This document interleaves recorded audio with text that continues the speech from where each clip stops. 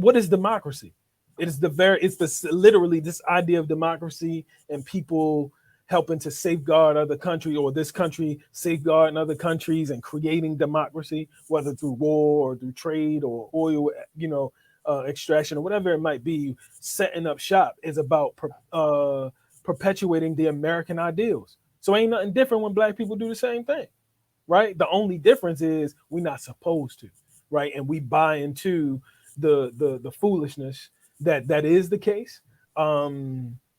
That, at least from my perspective, that is what gets us thinking, like, with that stigmatized view of building for ourselves. And that's what cooperative economics is. Part of cooperative economics is just believing first that it's okay to not only claim and be black, but to build businesses and to build entities and establish our own ways of being that's going to work for us.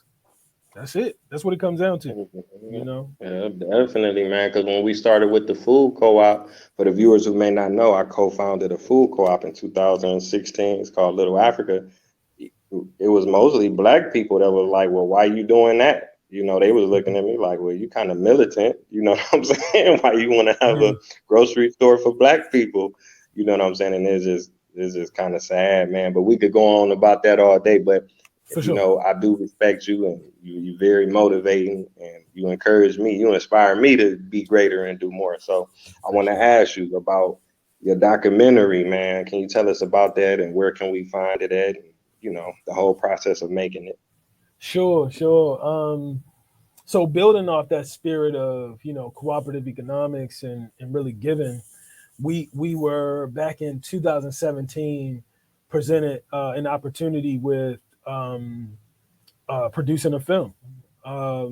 So the film is called Baltimore's Strange Fruit. Folks can check it out on Vimeo, and type in Baltimore's Strange Fruit, or you can type in, look up our website, blackyodelinstitute.org, and you'll be able to find our film there under content.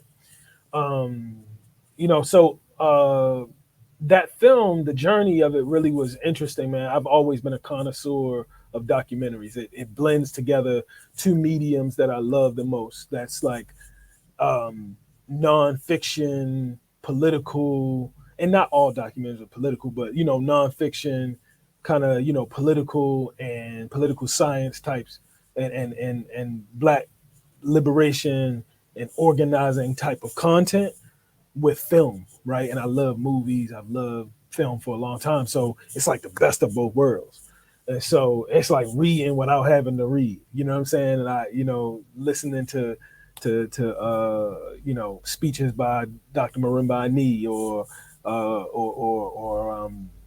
Dr. Amos Wilson serves that same purpose. But you download and you taking what you have, and it was just like that is what I would always love to do.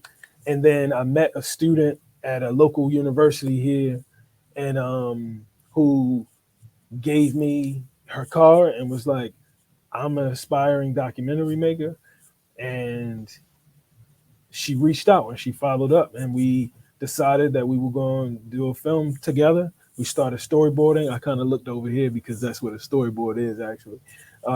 Started storyboarding, and we knew that with the film, what we wanted to do was offer up to the public, offer up to our community, our comrades, and to the movement, just a tool that would help people kind of start grappling with these ideas of our own narratives and how our narratives shape where we go. And when I say our narratives, I mean Black people's narratives. All of the commentarians and people who were interviewed for the film are Black, not people who got degrees in food studies and all of this. Not people who live these experiences, who are working in this space, and who just have perspective.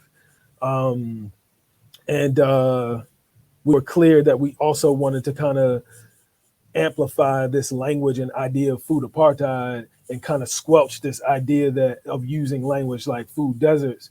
And when I say squelch, I don't mean completely destroy, but it's like really delegitimize that language and use of language, because we used to have in the mainstream this idea of food deserts, but it really gives this sense that, like, one, it's not a whole issue that's historic and rooted in white supremacy, and it also, by using the term desert It's like that's naturally occurring because of environmental change. Like, nah, this food desert or this condition that food desert attempts to explain is man-made and very much about power and having white people hold power. So we want to amplify new language that gives us a different starting point so that it really shapes and reflects where we go. And so we wanted the film to be able to do that, but to humanize the film with all these concepts and all, what we did was uh pulled in the story of my grandmother, who is near and dear to me, to my story, to my family, the matriarch of my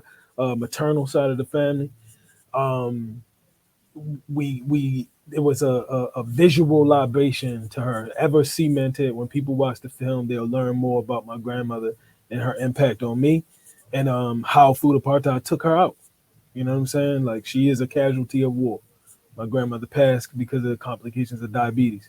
But it ain't just about that. It's about how she triumphed through it and what she taught me. And I mean, as far as I'm concerned, she's doing, this black liberation work through me. So we good. We keep it going. So anyway, all that to say, what I'm saying, they don't pay me to promote it, but I would love for you, if you're interested in doing a viewing, a screening, we're willing to travel and come. If you're willing to, if you want to show it at your church, your mosque, your synagogue, your school, your social organization, check it out. BlackYoungInstitute.org or Vimeo, Baltimore Strange Fruit, or just holler at us. You can contact us through our website to have us screen it as well. We'd love to talk about it and talk about our story, share it, and then also help, consult, assist if you're interested in combating food apartheid in your community.